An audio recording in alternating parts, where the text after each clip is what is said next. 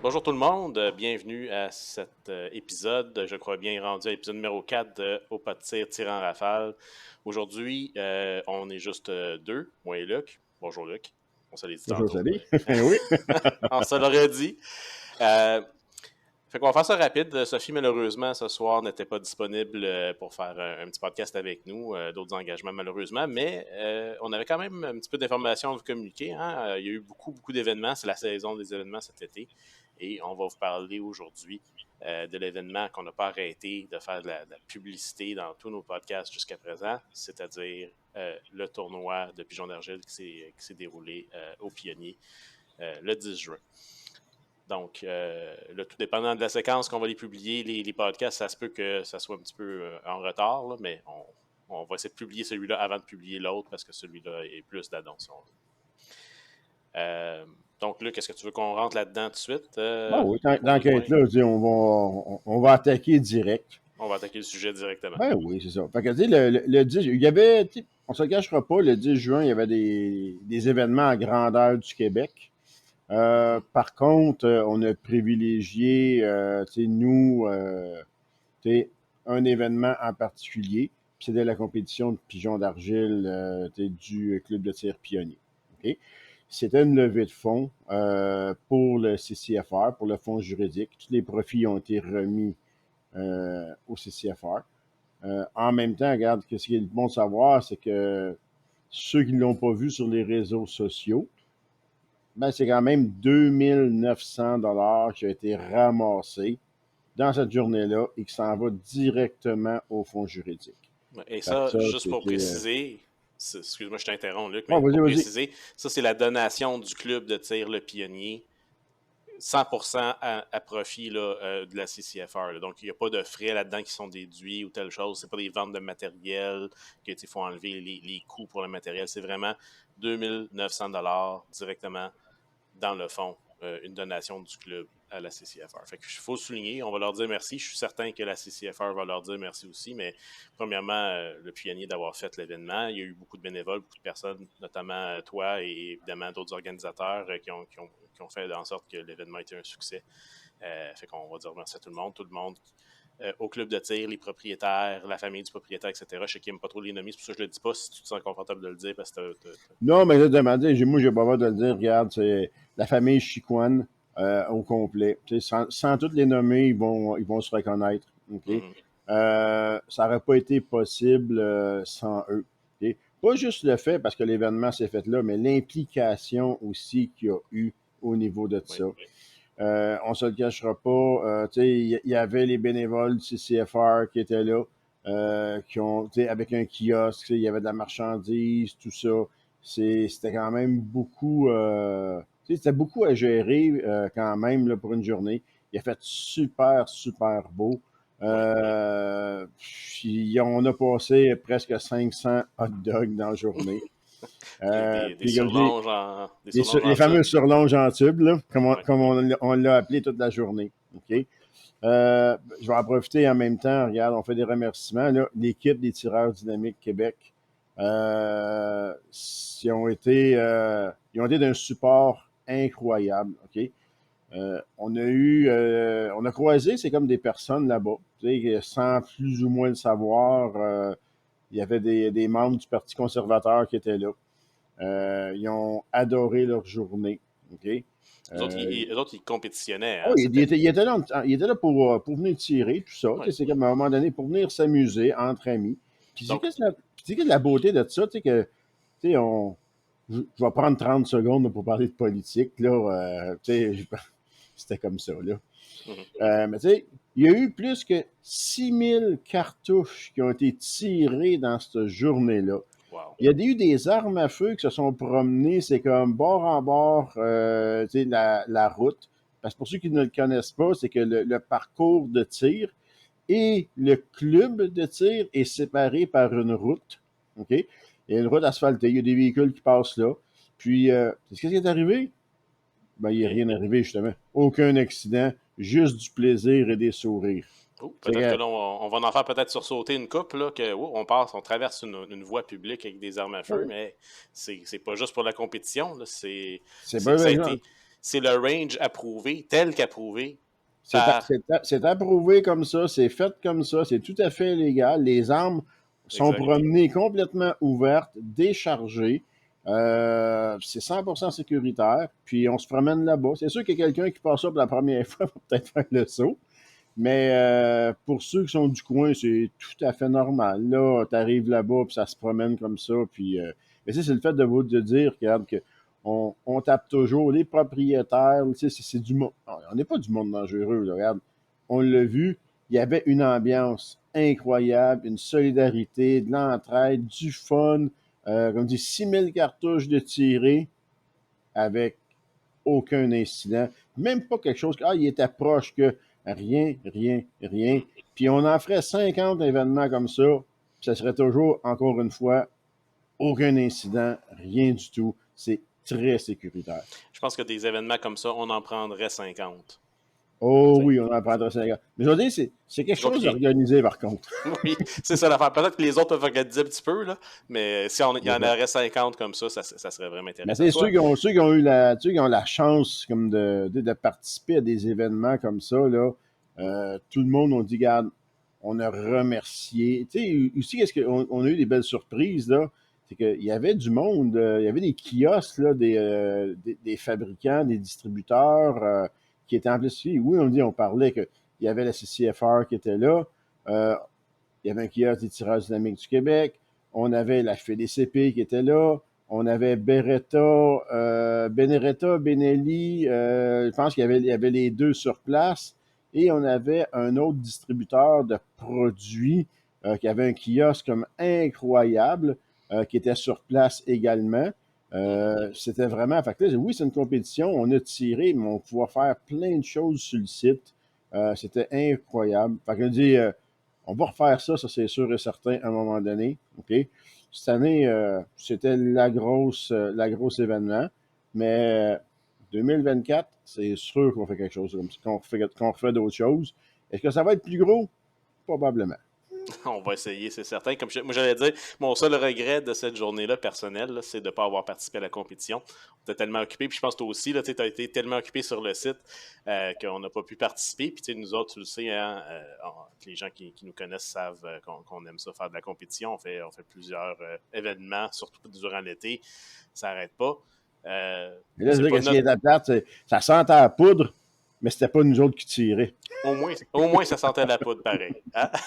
Exact. Exact. Mais un super bel événement, beaucoup d'engouement, beaucoup de personnes qui sont venues. Je pense que tout le monde s'est amusé, que ce soit des compétiteurs ou juste les gens qui sont venus s'amuser. Les gens venaient jaser aux différents kiosques. Tout le monde était content d'être là. Je pense que c'était vraiment une très, très, très grosse journée. Je pense que tout le monde était brûlé à la fin de la journée.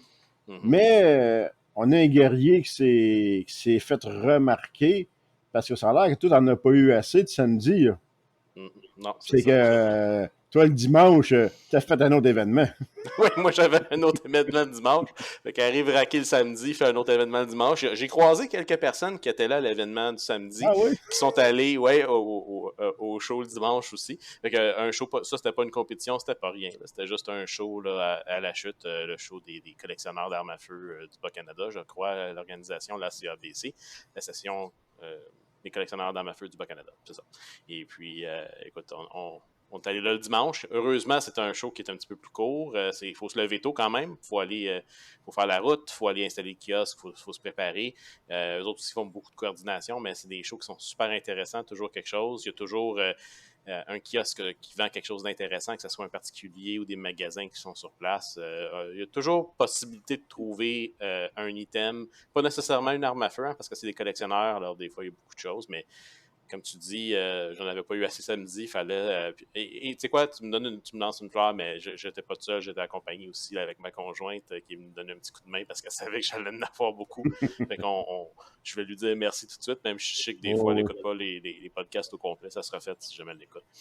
Comme on dit, en arrière de chaque homme, il y a une grande femme pour le soutenir. Hein? C'est ça. Ou pour lui dire de réparer quelque chose dans la maison qui est brisé. Ou c'est vous dire, t'es comme, achète pas de gun, là, t'en as assez, mais on finit tout le temps par en acheter un en cachette, pareil. Ben, moi, c'est rendu, j'ai dit pareil, je dis, écoute, ça fait 2 ans que j'en cherche un comme ça. Tu Fait peux que, pas tu, me tu, dire non. tu vas l'apprendre un jour ou l'autre. Autant te le dire tout de suite, je l'ai acheté. C'est ça, exactement. Mais ils font tout le temps le saut quand tu rouvres le coffre. Ils font comme, il me semble qu'il n'y en avait pas tant que ça la dernière fois. Le truc, c'est d'avoir plusieurs coffres, comme ça, tu peux les bouger un petit peu, là, limiter ça. J'avoue que j'aime l'idée. En passant, là, en parlant du show de la chute, là, je le sais je ne me rappelle pas la date. Je sais qu'il y en a un vers l'automne aussi. Ils vont en avoir un deuxième, ça se fait-tu? Écoute, les shows de la CABC, il y en a plusieurs par année. Il y en a plusieurs à la chute, il y en a à Saint-Hyacinthe. Donc, il bouge un petit peu, là, rive Non, parce que nord, rive sud. comme je dis ça, c'est parce que je sais que je pense que c'est vers l'automne. Il y a un show qui va avoir des véhicules militaires aussi. Oui, celui-là, OK? si je ne me trompe pas, c'est en août et il va être sur la rive nord. Je crois qu'il va être au marché aux puces. J'ai pas le détail avec moi, malheureusement, là. Mais il OK. va être. Normalement, ils ont comme deux emplacements. Ils ont un aréna à la chute directement où est-ce qu'ils aménagent, si on veut, la glace de l'aréna avec tous les kiosques. Et ça, c'est à l'intérieur. Et ils ont un marché aux puces extérieur qui vont faire la même chose. Donc là, les gens arrivent avec leur véhicule, parquent le véhicule derrière leur table, sortent le stock sur les tables en avant des véhicules. Et puis là, c'est le même principe que le show à la Saint-Hyacinthe ou à l'aréna de la chute, mais c'est juste à air ouverte avec des toits, comme ça on peut se promener à l'ombre. Et puis, c'est un show qui est un petit peu plus gros. Et comme tu dis, vu que c'est à l'extérieur, ben, ça sera un show à ne pas manquer, considérant qu'il va probablement avoir plusieurs véhicules militaires historiques qui ont été restaurés, qui sont maintenus par des individus. Hein, on s'entend. Là. Oui, parce que j'en Ça va parle être. parce que, comme je dis, je connais quelques personnes tu sais, qui possèdent ces véhicules-là, qui sont, je pense, dans l'organisation tu sais, comme de cet événement-là aussi. Je sais que normalement, il va y avoir un petit tank là, qui va être là. Puis, je pense que c'est un petit Spartan qui va être là. Euh, je m'avance comme ça, là, mais je sais que c'est ça. Ça donne que j'ai des connaissances qui sont là. Puis ça serait le fun là, de pouvoir là, en parler justement pour inviter le monde à venir voir ça. C'est très, Mhm. très, très impressionnant. Quand j'avais un véhicule militaire, j'en ai fait des expositions avec eux. Puis, habituellement, c'est du monde, c'est super gentil. Tu sais, oui, regarde, c'est Ben, peut-être pas nécessairement là pour les armes à feu, mais c'est le même genre de monde, là, tu sais, super mhm. gentil, qui vont me parler, l'historique, tout ça. C'est des passionnés. Euh, Déjà, tu sais, souvent, ben, c'est pas tout le monde, mais moi, j'avais une petite tendance des fois, ah bon, laisser les enfants, c'est comme embarquer dans les véhicules, tout ça. Ben, il fallait watcher les cornets de crème glacée. Par contre, là, ça, Ouais. c'est. Il fallait pas qu'il y ait rien dans les mains pour embarquer dans un véhicule parce que ça finissait mal, des fois. Oui, non, c'est ça. On comprend. Mais Fait que écoute, c'est juste une petite parenthèse là-dessus, là. On n'a pas jasé avant le podcast parce qu'on se fait toujours un petit briefing avant de commencer, mais je te lance l'idée, là, si jamais tes connaissances, tes collègues veulent venir sur le podcast, à un moment donné, parler de ça, ça pourrait être une opportunité pour eux aussi là, de partager leurs connaissances, partager leur passion avec les gens qui seraient intéressés. Et c'est certain qu'en termes d'événements qui vont se produire là, au prochain show, ben, écoute, dans nos prochains podcasts, c'est sûr qu'on va faire. Je vais Oui. trouver l'information, puis je vais confirmer là, les dates des shows mais Puis, selon moi, c'est vers la fin août, là, si je ne me trompe pas, le ouais, je sais 26 en que. tête, mais Ouais, puis probablement aussi qu'on a notre ami Bruno là, de Camo Armurier là, oui, qui a vraiment un intérêt particulier là, de venir sur le show, sur le podcast. Puis je vous dis, on va l'inviter dans vraiment pas long. On est en train de planifier ça. Puis je pense que ça va vraiment être le fun d'avoir des interventions externes. Pas juste pour avoir, oui, c'est le fun, c'est nous autres qui jasent, avoir d'autres mondes, mais d'autres points de vue, des conseils techniques, des choses comme ça, provenant d'un vrai armurier, entre autres. Des fois, on partage nos affaires, mais d'avoir lui peut peut-être conseiller un petit peu plus le monde. Fait que c'est des choses qui s'en viennent sur les podcasts. On va faire ça prochainement. C'est sûr que c'est tout le temps une question de timing, par contre, là, d'avoir tout le monde en même temps. Puis, mais c'est ça, on veut vraiment amener de la nouveauté, puis continuer à avoir du fun aussi. exactement. Puis, juste pour revenir rapidement sur le show du Pionnier, le 10. Là, Oui. on ne l'a pas mentionné tantôt, mais je lance le message à n'importe qui veut faire un événement, qui veut qu'on en parle, qui veut qu'on trouve des bénévoles, qui veut qu'on vienne faire un petit podcast sur eux autres, qui veulent venir dans notre podcast, parler de leur événement, soit un événement qu'ils ont fait, qui s'est bien déroulé, ou qui veulent faire un petit peu la promotion de tout ça. Nous, on est une plateforme pour essayer justement de promouvoir notre sport, notre loisir, notre passion. Donc, la porte est ouverte. Hein? Si jamais vous voulez parler d'un événement quelconque dans votre club de tir, dans votre région, on peut faire ça. On peut se planifier en live, on peut se planifier comme moi et Luc, présentement, on n'est pas dans les mêmes locaux, on peut se planifier quelque chose dans ce style-là. Mais c'est certain que s'il y a la disponibilité, la possibilité, ben, on peut peut-être faire quelque chose sur place aussi. Et justement avoir un petit peu d'images intéressantes à vous partager pour ceux qui n'ont pas pu, par exemple, être présents à l'événement. Donc, la porte est ouverte, les options sont là. C'est juste une question de savoir si c'est faisable avec les outils, avec les disponibilités de tout le monde qui va être présent. Bon, maintenant, avec une bonne connexion Internet, je te dirais qu'on peut faire pas des miracles, là, mais pas loin. Pas loin, exactement. Fait que sur ça, moi, je pense que c'est pas mal ça. Hein? On disait que c'est un tir en rafale Un aujourd'hui. tir à Là, rafale, c'est ça. Puis comme tu on a dis, fait un beau 15 minutes. probablement dans un prochain, quand Sophie va revenir, elle pourra nous parler de son expérience du AGM de la CCFR qui a eu lieu, qui a eu lieu tout le week-end. Je pense que C'était en même temps que la compétition de pigeons c'est d'argile. ça. Hein? Je pense que ça commençait vendredi, puis ça C'est ça. finissait dimanche. Donc, eux autres, l'AGM de la CCFR, c'était vraiment une fin de On, semaine on va complète avec avoir la plusieurs chance. événements. On va avoir la chance de pouvoir lui demander comment elle a vraiment aimé ça, pouvoir côtoyer Rod et Tracy de vraiment très, très proche. Exactement, fait qu'on va voir ça a l'air de quoi, tout ça. Fait qu'écoute, pour un prochain podcast, et comme je dis, quand je dis prochain, ça sera probablement le prochain qu'on va enregistrer, considérant qu'on veut rester avec les événements qui se produisent au fur et à mesure. Donc, prochaine fois qu'on a une disponibilité commune, on va parler de ça, c'est sans équivoque. Non, ben c'est sûr que cette semaine, à part les événements, il ne s'est pas passé grand-chose au niveau là, on va parler médias, tout ça. C'était tranquille. Fait que là, on ne sait pas trop ce qui va se préparer. Il ne reste plus non plus des mois. Là, sont à veille de mettre la clé dans la porte. Mm-hmm. Fait que, on peut s'attendre à n'importe quoi dans les prochaines semaines et on va être là. On va pouvoir en parler, en discuter. C'est le fun. Honnêtement, là, j'aime autant qu'il se passe rien. OK? Oui. Pas de surprise. Puis on reprendra ça cet automne. Mais regarde, je pense que pour être franc, ils vont nous péter quelque chose en dernière minute. Là. Une belle surprise. Là. Ils vont mettre la clé dans la porte, puis on se revoit dans une couple de mois. J'espère que non. Écoute, je vais dire comme toi, moi je pense que j'aimerais vraiment ça aussi, avoir la paix jusqu'à l'automne, puis pouvoir dire qu'on passe une belle saison d'été à faire nos compétitions, à faire nos événements, à faire des shows, à pratiquer notre loisir, notre Mhm. passion, sans être dérangé, sans toujours avoir cette espèce de poids sur les épaules ou cette tapis de Damoclès qui est toujours au-dessus de notre tête, sans vraiment savoir quand est-ce qu'elle va tomber. Là. Donc, ça serait un bon petit répit pour tout le monde.